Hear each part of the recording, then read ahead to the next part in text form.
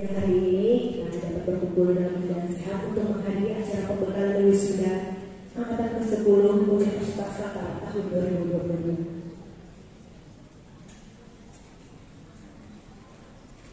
Ya, untuk menghemat waktu, kita langsung saja memasuki acara ini. Kita akan mendengarkan pemaparan materi dari narasumber kita, yaitu Bapak Cito Karno. Namun sebelumnya kita akan mendengarkan pengantar dulu dari Bapak Rektor kita, Bapak Profesor Dr. Insinyur Abdul Jabar SMSC. Kepada yang disilakan.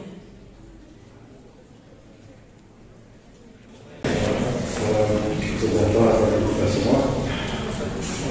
Yang saya hormati narasumber, Pak Asar, kemudian Pak dan rombongan, kemudian Pak Direktur, Pak Dekan, dan anak-anak sekalian, wisatawan, wisudawati angkatan ke-10 Universitas Mataram. Puji syukur kita panjatkan kepada Allah Subhanahu wa Ta'ala bahwa pada hari ini kita masih diberikan kesempatan Tuhan Yang Maha Esa untuk menarik nafas yang paling penting bagi kita semua.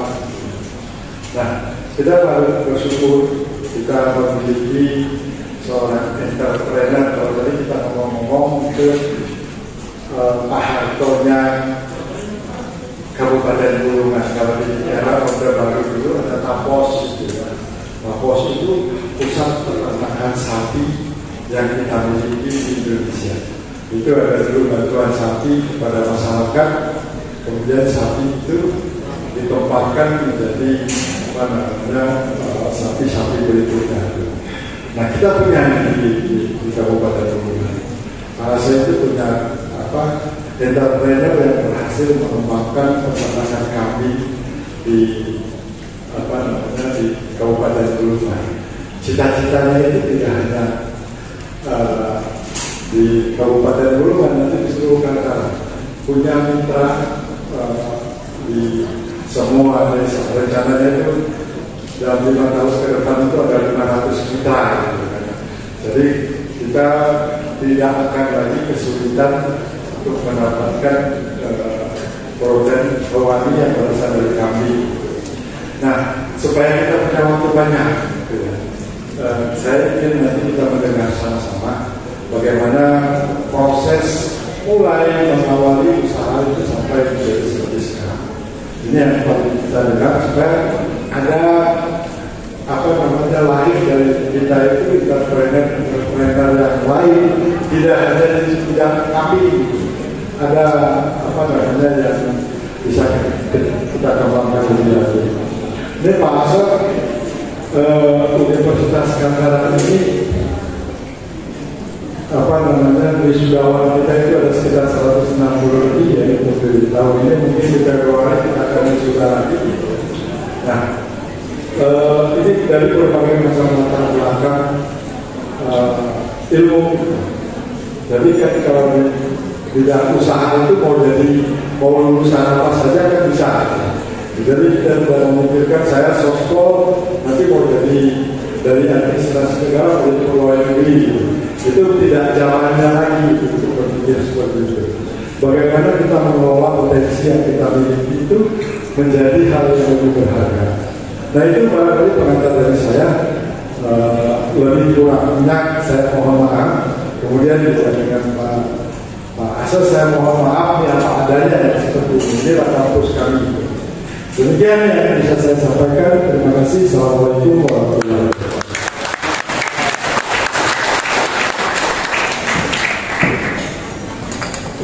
Assalamualaikum warahmatullahi wabarakatuh. Shalom, salam sejahtera bagi kita semua. Yang terhormat dari Bapak Rektor Universitas Kaltara yang telah memberikan kata sambutan. Yang terhormat Bapak Wakil Rektor 3 Bidang Kemahasiswaan, Bapak Zainal Abidin. Beliau ini adalah senior saya di bidang jasa konstruksi. Dan selanjutnya dosen-dosen alumni Universitas Kaltara serta adik-adik wisudawan wisudawati yang akan diwisuda pada besok hari. Saya ucapkan selamat siang, dan tak lupa saya memperkenalkan tim yang saya bawa pada hari ini adalah Bapak Taufik Mutondiri. Beliau adalah dari Dinas Pertanian Kabupaten Bulungan selaku petugas kesehatan hewan. Kemudian Bapak Imam, beliau juga dari Dinas Pertanian Kabupaten Bulungan yang merupakan humas sekaligus yang membantu di peternakan kita. Dan yang terakhir saya perkenalkan Bapak Cumadiono. Beliau adalah salah satu mitra Bulungan Manisa dan merupakan salah satu anak muda kolonial. Umurnya baru 38 tahun. Salah ya Pak Dimadione, 83 tahun. Ya. Jadi kenapa saya bawa beliau nanti sebagai testimoninya nanti bisa kita dengar.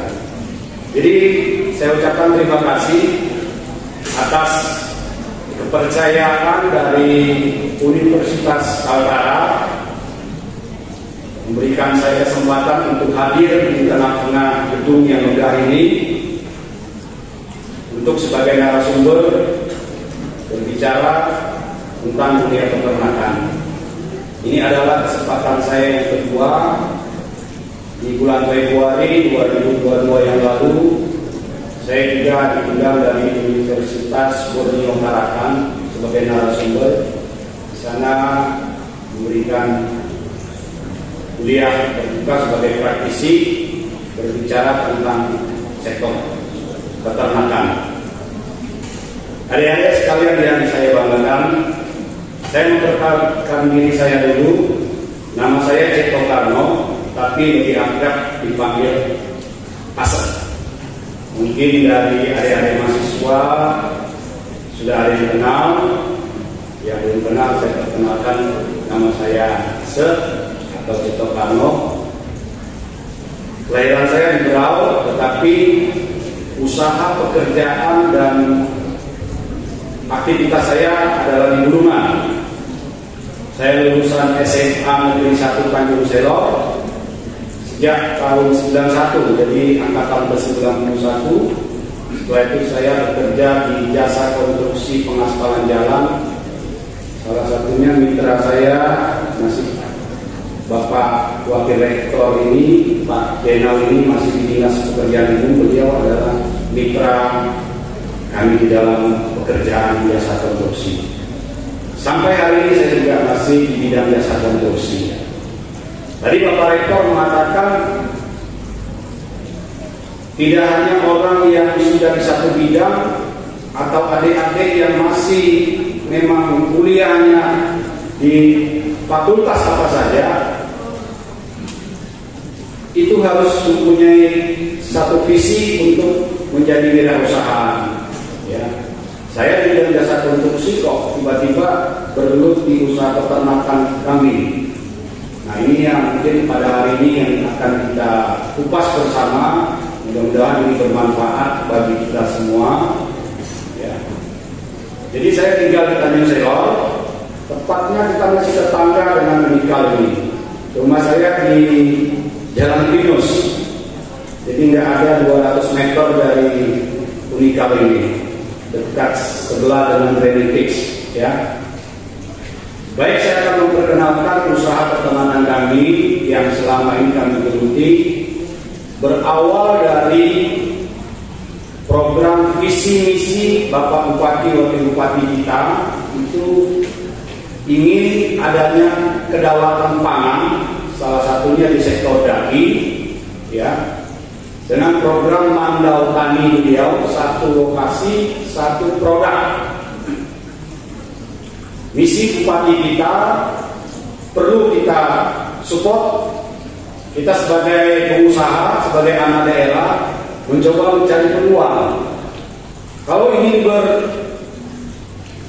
bersuasembada pangan, terutama di sektor daging, kalau kita tidak menyiapkan dagingnya, selama ini kita datangkan masih dari luar Pulau Jawa, dari daerah-daerah Sulawesi, daerah-daerah lain untuk memenuhi kebutuhan sektor daging kita. Padahal di wilayah kita ini sangat luas terbentang lahan yang masih bisa difungsikan. Banyak lahan-lahan anggur, banyak potensi-potensi sumber daya manusianya, termasuk adik-adik yang nantinya akan terjun ke masyarakat. Tentunya harus membuka lapangan kerja. Tidak hanya melulu mau jadi pegawai, tidak melulu mau jadi pegawai swasta atau PNS. Disinilah diperlukan kewirausahaan kita, menciptakan lapangan kerja kita secara mandiri, terutama bagi adik-adik yang masih mempunyai potensi yang sangat jauh ke depan, menciptakan lapangan kerja. Saya menawarkan sebuah konsep peternakan kambing. Kenapa kami memilih peternakan kambing? Salah satunya, kambing ini adalah ternak yang sangat mudah untuk diternakkan. Ya, mudah tapi tidak gampang. Mudah dalam arti kita sudah punya lahan yang cukup luas, yang masih nganggur, bisa difungsikan untuk sektor peternakan.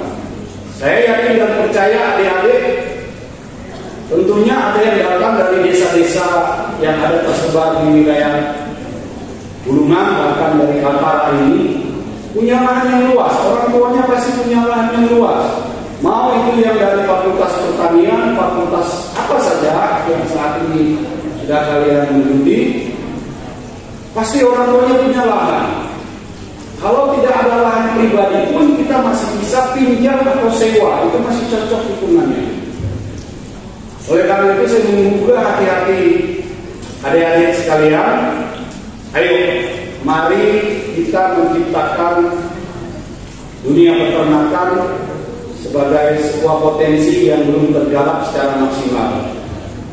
Kambing yang kami budidayakan adalah jenis kambing pedaging atau kambing bur. Kambing bur ini adalah jenis kambing pedaging yang aslinya dari Afrika Selatan, diimpor melalui Australia, masuk ke Indonesia pada tahun 2010-an. Jadi sudah sangat familiar sekali di daerah Jawa dan Sumatera. Sedangkan untuk di wilayah Bulungan, baru kita yang pertama kali mendatangkan jenis kambing bur. Peternakan yang kami dirikan ini baru sekitar 1,5 tahun yang lalu. Tepatnya di bulan Juni 2021 kami datangkan ternak. Dan di bulan September Bapak Menteri Pertanian berkunjung ke peternakan kita. Bapak Sarul Yassin Limpo datang berkunjung ke peternakan kita. Waktu itu kambing kita baru 75 ekor. Kenapa sampai membuat daya tarik seorang menteri mau datang ke peternakan? Tentunya ada sesuatu, yaitu kita membuat konsep peternakan yang semi modern. Nah, disinilah tugas adik-adik sebagai akademisi memberikan pencerahan kepada peternak-peternak yang ada di kabupaten kita, di provinsi kita Kaltara ini, berupa mindset peternak yang konvensional menjadi peternak yang semi modern. Kami memilih jenis kambing bur tentunya bukan tanpa alasan, karena jenis kambing bur ini adalah jenis kambing yang sangat mudah untuk menyesuaikan di alam sekitar yang dimana kita pelihara. Jadi sudah familiar, ya. Kemudian nilai karkas dagingnya itu 30% dari berat bobot tubuhnya.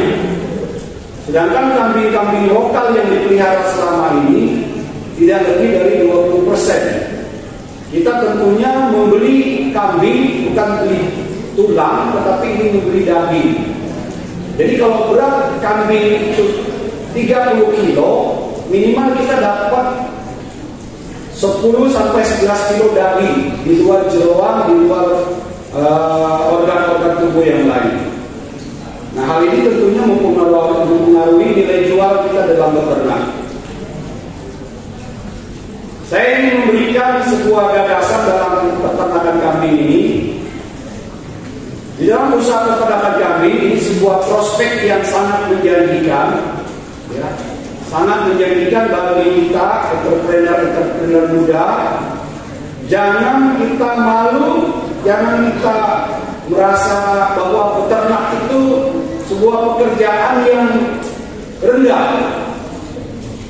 Kita tahu mungkin dari sekian adik-adik yang kuliah hari ini, itu uang kuliah kalian mungkin ada yang dari orang tua berasal dari ternak sapi maupun ternak kambing. Ya. Oleh karena itu sepatutnya kita berbangga menjadi seorang peternak. Ya, yang penting kantongnya tebal, isinya kantong tebal karena dari usaha peternakan kambing. Langkah-langkah apa saja yang diperlukan dalam sektor peternakan kambing ini? Peternakan kambing gulungan mandiri farm yang kita dirikan 1,5 tahun yang lalu, kami memulai 7 langkah atau 7 konsep yang kami namakan Sakta Usaha Ternak.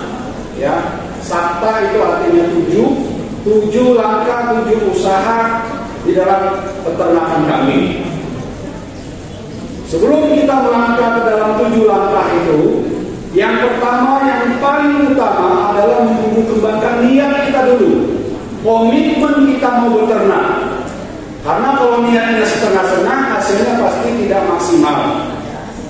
Oleh karena itu, niat kita dalam beternak itu harus punya komitmen dulu. Saya pada waktu ingin beternak kambing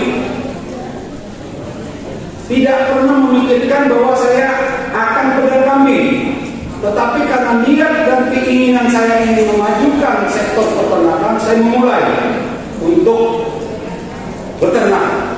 Jadi niat saya sangat kuat. Dengan satu langkah yang saya lakukan adalah melakukan studi banding. Saya pergi ke Jawa Tengah, ke daerah Jogja, di daerah Sleman, ya, ke Sleman. Kebetulan anak saya kuliah di UGM, jadi saya ingin bercerita sedikit. Saya punya anak 4, yang pertama putri, sekarang sudah lulus di UGM di International Medicine, itu sebagai dokter. 12 Oktober yang lalu sudah diwisuda, sekarang magang di RSCM. Anak saya yang kedua bantu saya di perusahaan jasa konstruksi. Anak saya yang ketiga sekarang kuliah di Universitas Udayana, ambil jurusan dokter hewan. Anak yang keempat di Udayana, ambil jurusan dokter umum.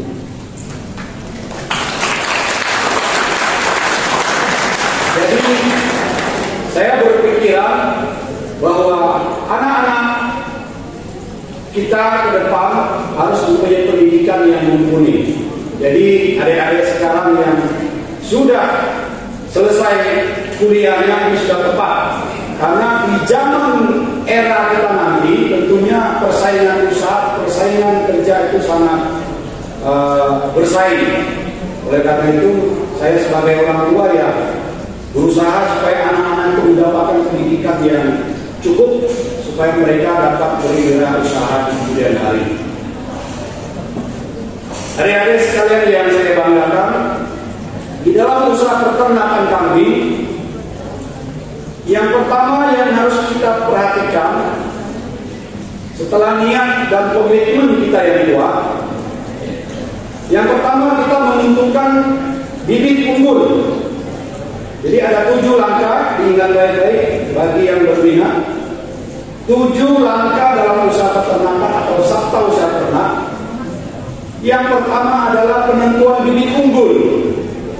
Ya, apapun yang kita mau tanam, apapun yang mau kita pelihara, tentunya kita harus menentukan dulu bibit unggul, karena nantinya berpengaruh dengan kualitas dan harga jual. Bibit unggul yang kami pilih adalah bibit unggul peringkat pertama. Jadi terus terang saya tidak punya ilmu peternakan, lulusan SMA, tetapi dengan keinginan komitmen yang kuat, saya mencari tahu apa itu kambing. Jadi pada bulan Desember 2020 saya mencari browsing di internet. Jadi di zaman teknologi digital sekarang, ilmu pengetahuan tidak hanya didapat di bangku kuliah, tetapi kita juga bisa mendapatkannya di dunia maya. Saya mencari dulu informasi tentang kambing. Saya coba buka di internet 10 jenis kambing unggul. Ternyata muncullah di internet 10 jenis kambing. Peringkat pertama adalah kambing bur dengan ABG atau pertambahan bobot hariannya sampai 200 gram, 255 gram per hari. Itu jenis kambing bur. Bobotnya bisa mencapai sampai 150 kilo. Ya. Bobot kambing bur itu bisa sampai 150 kilo. Di YouTube saya nonton ada yang menang kontes beratnya itu 173 kilo. Satu ekor kambing bur pejantan 173 kilo. Kalian bisa buka YouTube kambing bur berat 173 kilo, muncul itu. Kalian bisa lihat jenis kambingnya, kepalanya coklat, badannya putih. Yang kedua ada jenis kambing Kalahari. Ketiga ada jenis kambing Savana, kambing Iko. Sudah ada 10 jenis. Saya pilih yang terbaik lah, kambing bur. Ternyata penyebaran kambing bur sudah ada di Indonesia. Bibit unggul inilah yang saya adopsi untuk saya kembangbiakan di kabupaten yang kita cintai, Kabupaten Bulungan. Kita dirikanlah itu farm peternakan kambing dengan nama Bulungan Mandiri Farm. Nama Bulungan Mandiri Farm ini diberikan oleh Bapak Bupati kita, Bapak Sarwani, beserta Pak Wakil Bupati, Pak Itong. Jadi sepakat bahwa peternakan kambing ini namanya Bulungan Mandiri Farm. Kita dirikan pada bulan Juli 2021. Jadi kalau hitung sampai hari ini baru 1,5 tahun dengan pola kemitraan. Jadi pola kemitraan itu artinya kita memberdayakan peternak-peternak yang ada di desa-desa. Bibit unggul sangat menentukan kualitas, menentukan nilai jual. Saya ambil contoh, mungkin adik-adik yang memang petani, orang tuanya petani pernah memelihara kambing kacang ya. Kambing kacang itu maksimal besarnya itu bobotnya paling berat cuma 25 sampai 30 kilo. Dengan nilai jual maksimal 3,5 juta sampai 4 juta. Kalau kita pelihara kambing bur dengan durasi guntingnya sama-sama 5 bulan, ya, kambing ini guntingnya 5 bulan 5 hari ya. Setelah itu dia lahir, dibesarkan sampai umur 1 tahun, 1,5 tahun sudah siap jual. Nah, kalau kita pelihara kambing bur, bobotnya bisa sampai dengan masa jual itu bisa sampai 70 sampai 80 kilo. Dengan durasi tahun pemeliharaan yang sama. Kira-kira kalau jenis kambing kacang dengan umur 1 tahun yang bobotnya 30 kilo, 35 kilo maksimal, dengan kambing bur yang bobotnya 70 sampai 80 kilo, nilai jualnya mahal yang mana? Tentunya bur. Padahal durasi pemeliharaannya sama. Nah, inilah betapa pentingnya bibit unggul. Ya, bibit unggul kita tentukan. Setelah kita menentukan jenis unggul, Lalu kita melangkah yang poin kedua. Kenapa kami perusahaan Gulungan Mandiri Farm memilih kambing? Padahal sektor-sektor peternakan yang lain juga banyak, bisa ayam, bisa sapi, ya. Kenapa kami memilih kambing? Yang pertama, kalau kita pelihara kambing, kita sudah familiar dengan masyarakat kearifan lokal yang ada di daerah kita. Orang sudah tahu kambing itu bagaimana. Kemudian dari sisi makannya, kalau satu ekor sapi dengan bobot 100 kilo, dia makan 30% dari berat badannya, berarti dia harus makan 30 kilo rumput. Satu ekor kambing hanya makan 5-6 kilo. Jadi satu ekor sapi berbanding 5-6 ekor kambing. Sehingga saya memilih lebih cenderung untuk memelihara kambing. Kedua, produktivitas kambing lebih cepat daripada sapi. Sapi guntingnya berapa bulan? Mungkin ada adik-adik yang tahu. Berapa bulan? 9 bulan. Sama seperti manusia juga guntingnya 9 bulan atau mengandung 9 bulan. Kambing hanya 5 bulan. Lebih cepat kambing dalam untuk berkembang biak. Kedua, sapi maksimal beranak 1, sangat jarang sekali beranak sampai 2 ekor. Kalau kambing bisa beranak 1, 2, atau 3 ekor. Jadi produktivitasnya lebih cepat. Yang ketiga, kambing lebih cepat dijual. Umur 1 tahun sudah bisa dijual. Sapi harus sampai 1,5 tahun sampai 2 tahun. Yang keempat, sapi lebih susah dijual. Kalau kambing setiap hari ada yang mau beli. Siapakah pembelinya? Kita tahu bahwa masyarakat di Kabupaten Gulungan ini jumlah penduduk Muslim di atas 50%. Setiap hari ada angka kelahiran dari penduduk kita yang Muslim. Kalau masyarakat Muslim mempunyai anak laki-laki, itu harus potong kambing untuk akikah berapa ekor? 2 untuk yang lahir putra atau laki-laki, yang putri 1. Berarti kita harus mengadakan survei dulu, mengadakan sebuah usaha, melihat pasar. Betapa pentingnya sebuah usaha itu untuk melihat pasar. Nah, oleh karena itu Gulungan Mandiri Farm memilih jenis kambing. Yang pertama mudah dipelihara, kearifan lokal. Yang ketiga mudah dijual, karena apalah usaha kalau tidak mempunyai pasar, ya. Jadi pasarnya sudah jelas. Setelah peternakan ini kami dirikan, langkah yang pertama menentukan bibit dulu. Kambingnya saya belum datangkan, tapi perencanaan adalah pelihara kambing bur atau cross bur yang kita silangkan. Jadi kalau di Indonesia itu sudah tidak original lagi kambingnya, tetapi kambing yang disilangkan dengan kambing lokal kita yang ada di Indonesia. Jadi kambing di Indonesia itu ada Jawa Randu, ada peranakan Ekawa, ada kacang, ada senduro yang dari Lumajang. Jadi 4 jenis kambing lokal ini yang di-cross sehingga namanya cross bull. Cross bull itu dengan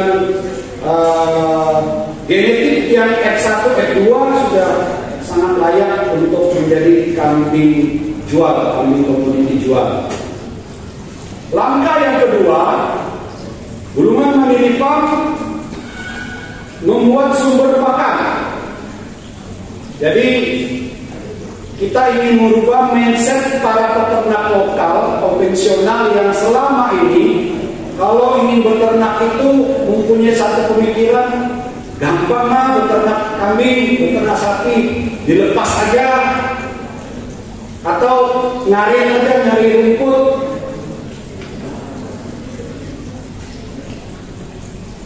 Itu yang berlaku selama ini di peternak kita, petani peternak kita selalu meremehkan yang namanya pakan.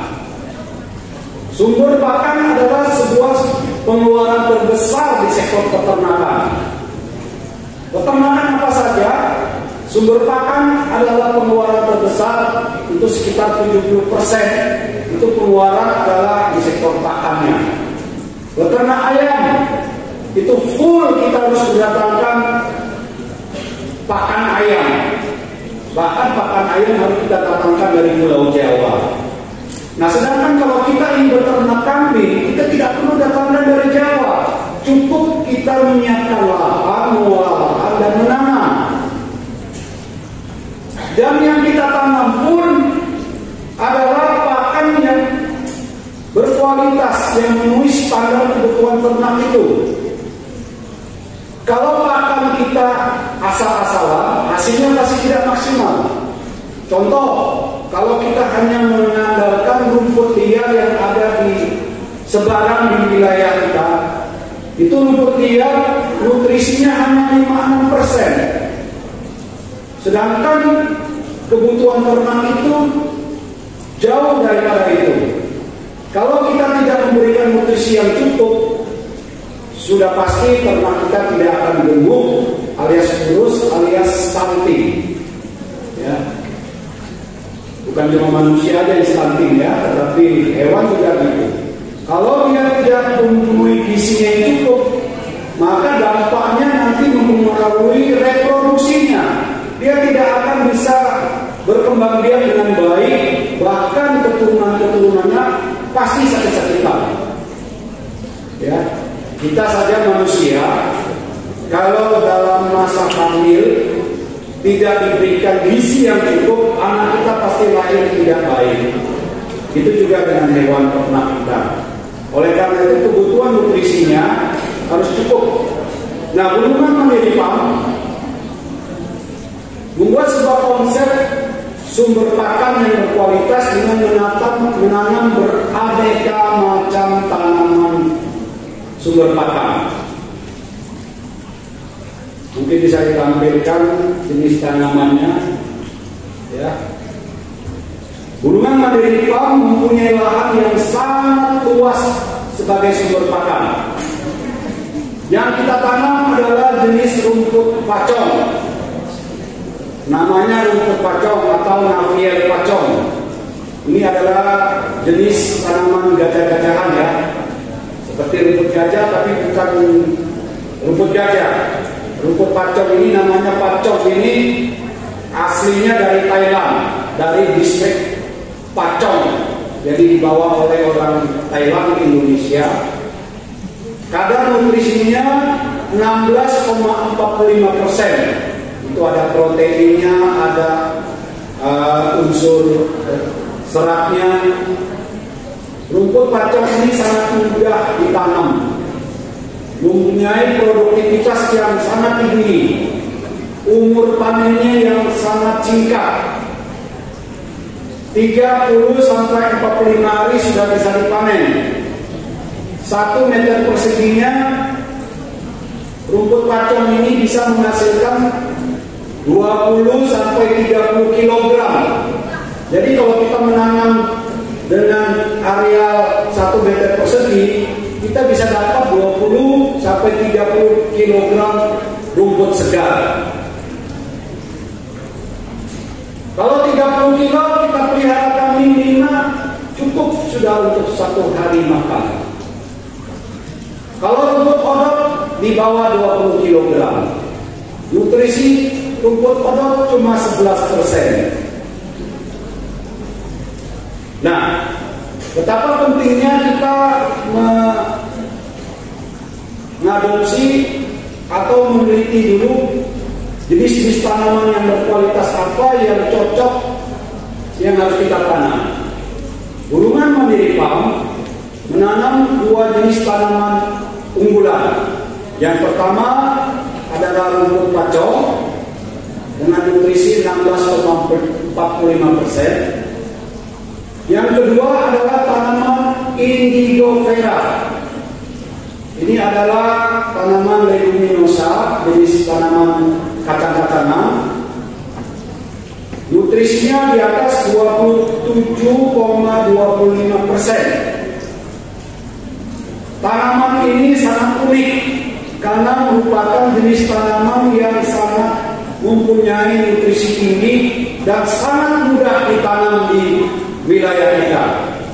Kami mempunyai luasan tanam untuk indigofera sekitar 4,5 hektar.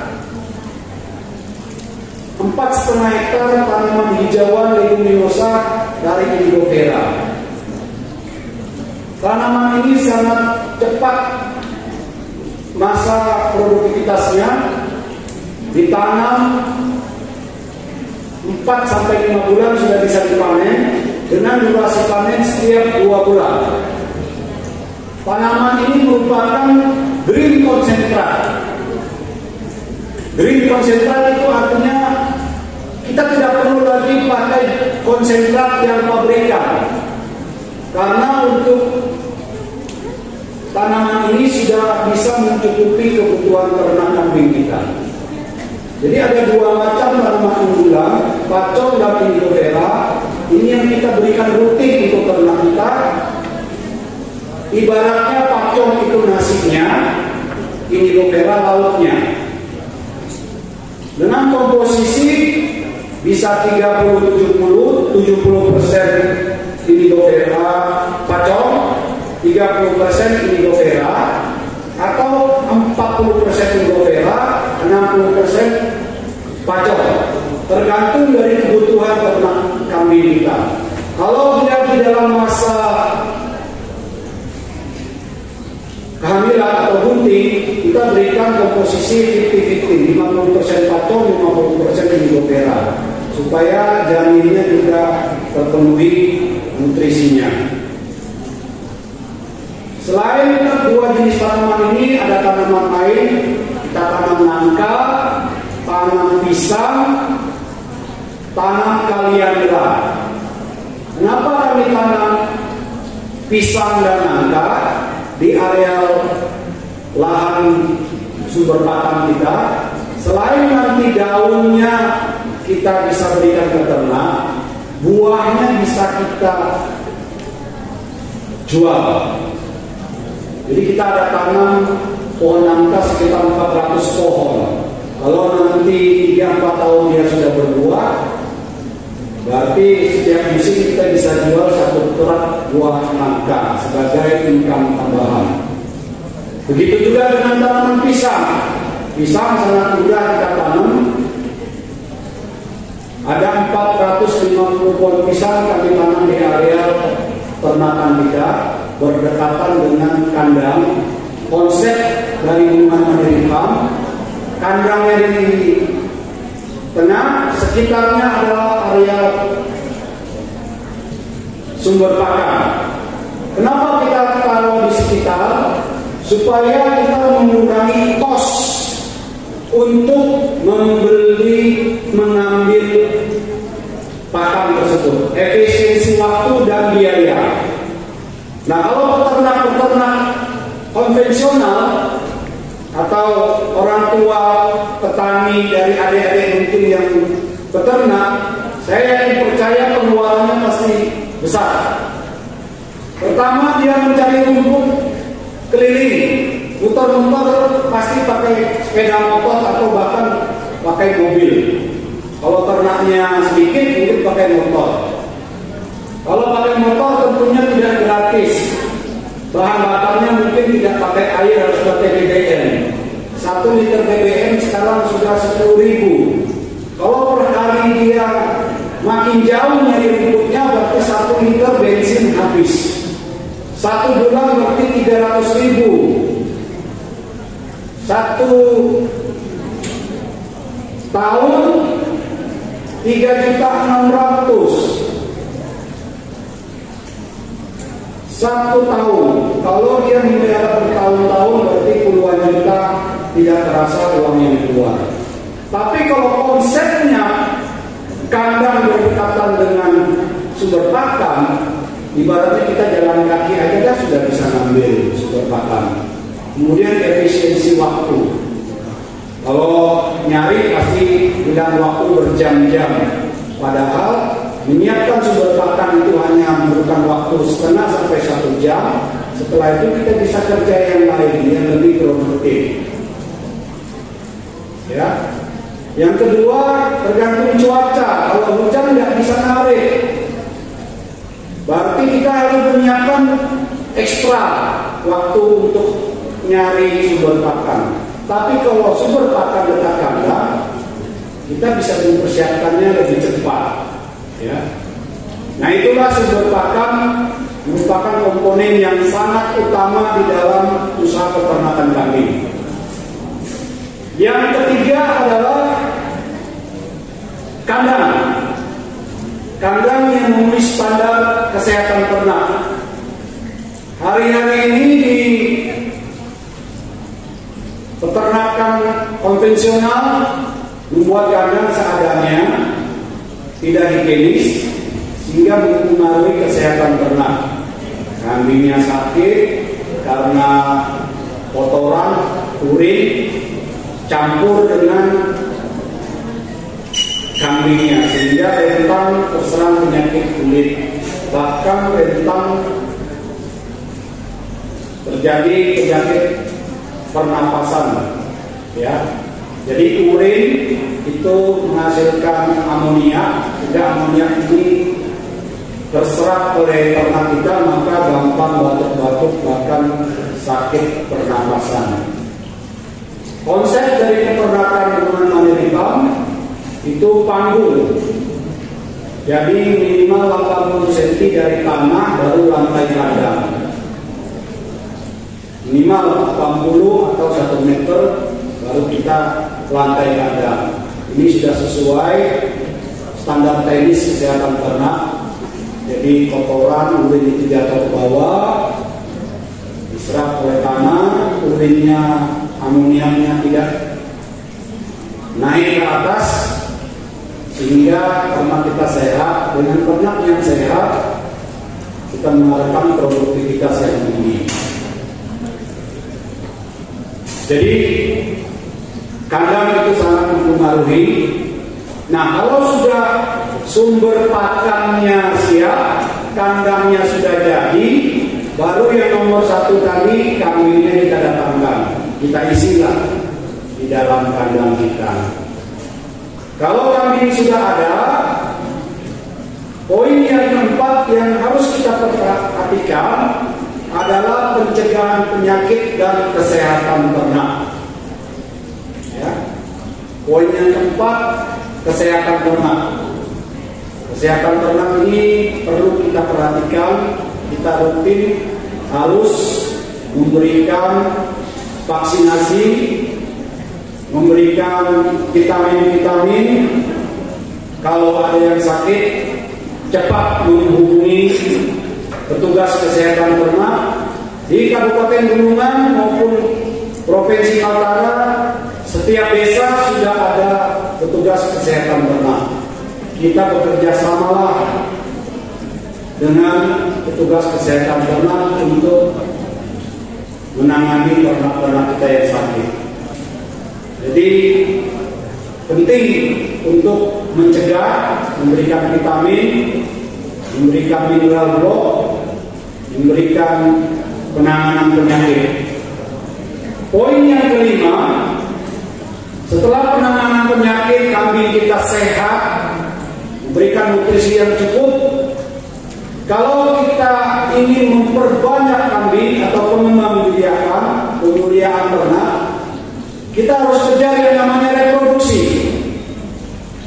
Reproduksi ini sangat menentukan keberhasilan kita dalam usaha peternakan. Apalah gunanya kita mempunyai kambing yang sehat, tapi tidak beranak-beranak. Biaya kita sangat besar untuk perawatan, untuk memberi makan, tapi reproduksinya tidak tercapai. Kambing mempunyai masa buntingan 5 bulan. Kemudian masa sapi itu kita pisah dari induk. Jadi kalau kambing 5 bulan bunting, setelah dia lahir, dibesarkan oleh induknya, disusui oleh induknya selama 3 bulan atau 12 minggu. Itu kita setelah 3 bulan besar anaknya, kita pisahkan dari induknya. Kita taruh di kandang koloni, kandang pisah, supaya si induk bisa kawin dan bunting lagi. Nah, Gunungan Mandiri Farm mentargetkan di dalam jangka waktu 2 tahun kita harus mempunyai 3 kali angka kelahiran dari 1 ekor induk. 2 tahun itu kan 24 bulan ya. Kita bagi 8 bulan, artinya 5 bulan masa kebuntingan, 3 bulan dipisah dari induknya kawin lagi di bulan ke-9. Nanti di bulan 16 kawin lagi, di bulan ke-24 kawin lagi. Jadi 2 tahun harus 3 kali bunting, 3 kali melahirkan. Ya, kalau itu tidak tercapai, kita rugi memberikan pakan, rugi memelihara. Lalu bagaimana mengetahui kapan kambing mau birahi, kapan mau kawin? Kalau manusia ya gampang, kita kawin. Yang sudah berkeluarga cuma kode-kode mata sudah tahu ya. Nah, tapi kalau kambing tidak bisa kode-kode. Bisa, dia juga bisa kode. Oleh karena itu peternaknya harus mengetahui kapan kambing minta kawin. Yang pertama, secara alamiah saja, secara natural saja, kambing itu mempunyai 3 ciri. Kalau dalam bahasa kerennya orang Jawa bilang 3A.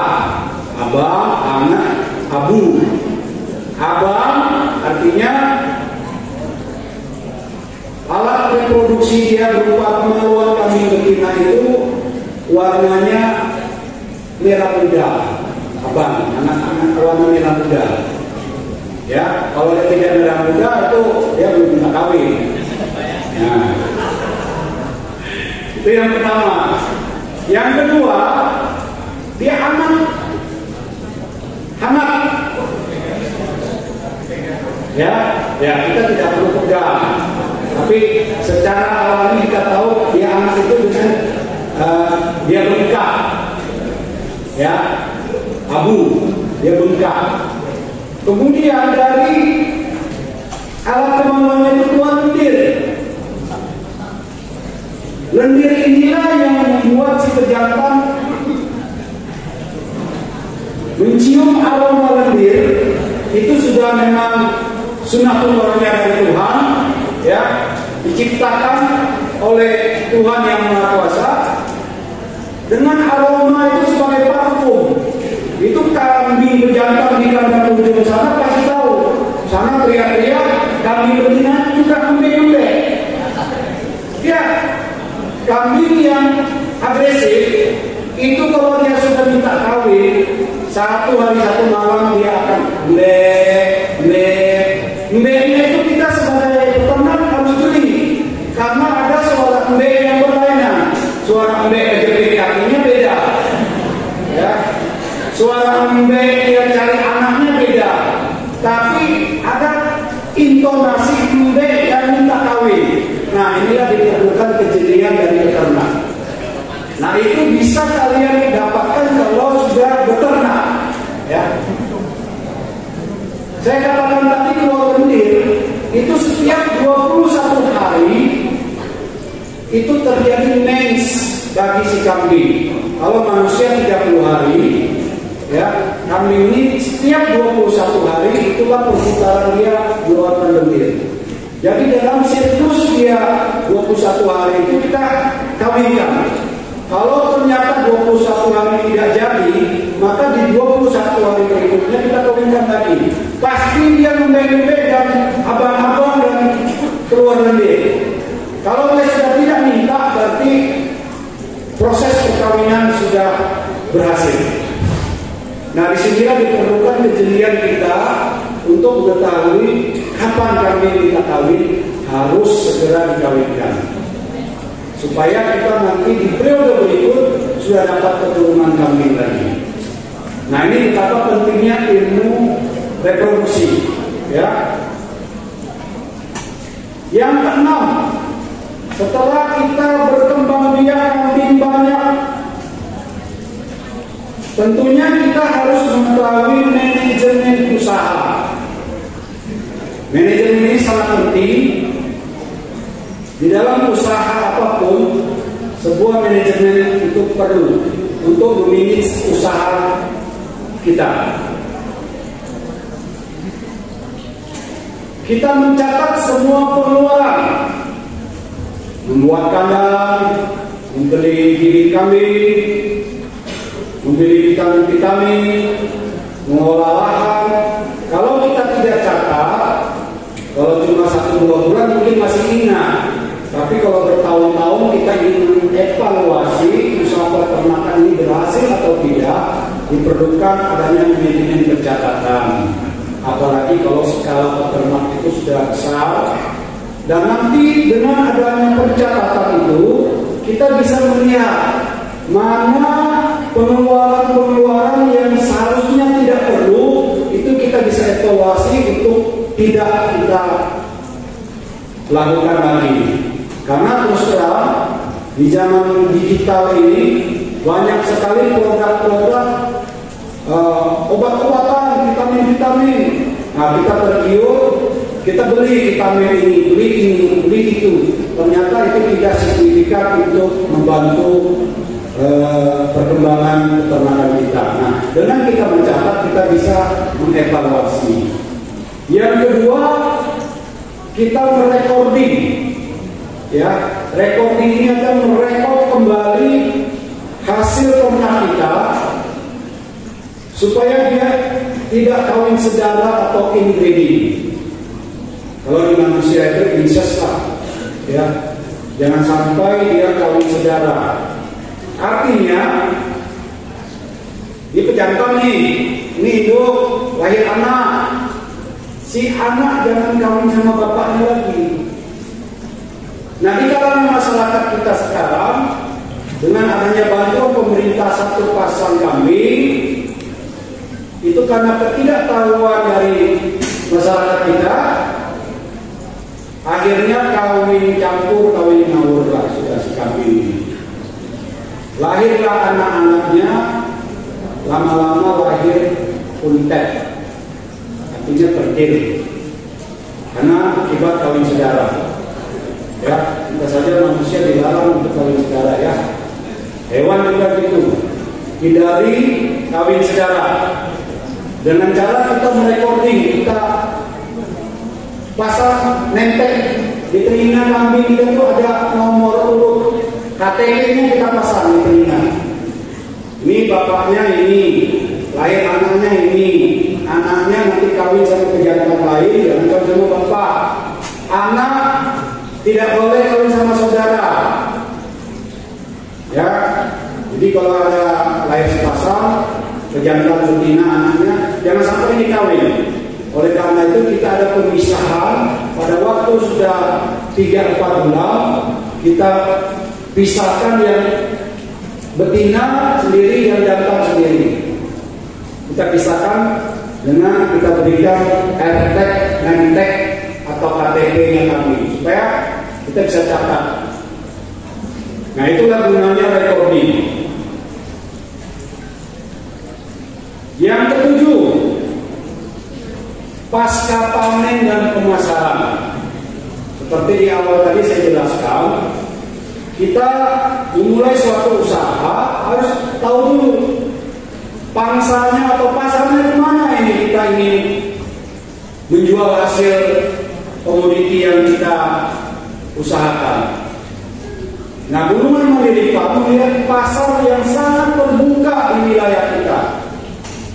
Saat ini kita masih mendapatkan ternak dari Pulau Jawa dan Sulawesi untuk kambing dan sapi. Kalau sapi mungkin sudah sebagian ada di daerah, tapi untuk kambing belum memenuhi kebutuhan daerah kita. Saat adanya penyakit mulut kuku PMK, ini terasa sekali untuk Kabupaten Bulungan. Orang-orang yang mau mengadakan hajatan, mau akikah, terpaksa menunda karena nggak ada kambing.